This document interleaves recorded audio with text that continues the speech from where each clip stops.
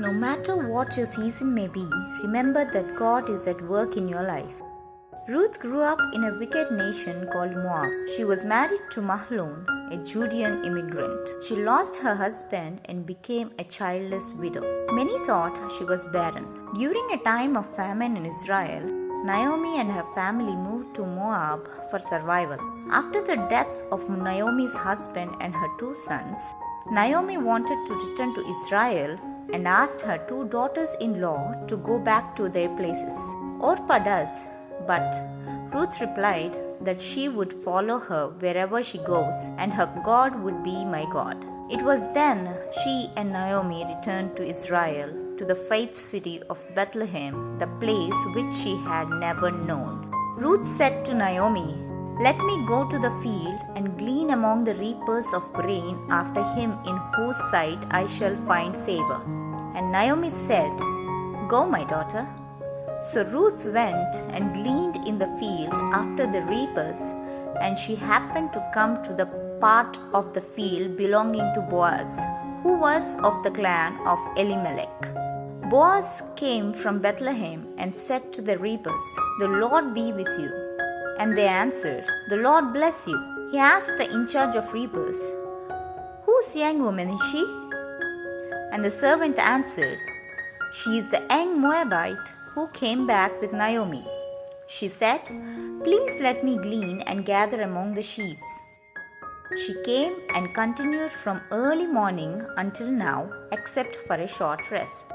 Then Boaz said to Ruth, "Now listen, my daughter. Do not go to glean in another field or leave this one, but keep close to my young women. Let your eyes be on the field that they are reaping and go after them. I have charged my young men not to touch you. When you are thirsty, go to the vessels and drink what the young men have drawn." Then she fell on her face, bowing to the ground, and said to him, "Why have I found favor in your eyes that you should take notice of me, since I am a foreigner?" Boaz answered her, "I came to know all that you have done for your mother-in-law since the death of your husband, and how you left your father and mother and your native land. The Lord repay you for what you have done, and a full reward be given you by the God of Israel, under whose wings you have come to take refuge."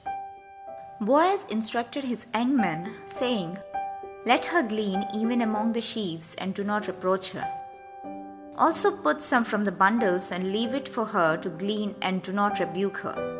And at the mealtime Boaz said to her, "Come here and eat some bread and dip your morsel in the wine." And he passed to her roasted grain. She ate and had some left over. She gleaned until evening and beat out. It was about an ephah of barley. She took it up and went to the city. Naomi saw what she had gleaned and also the food. She asked her, "Where did you glean today?" So she told her with whom she had worked, and his name is Boaz.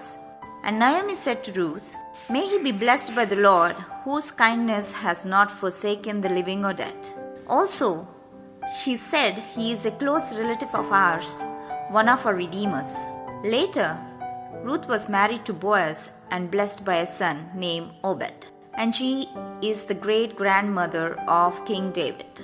Ruth showed remarkable faith that there was still a purpose for her ahead.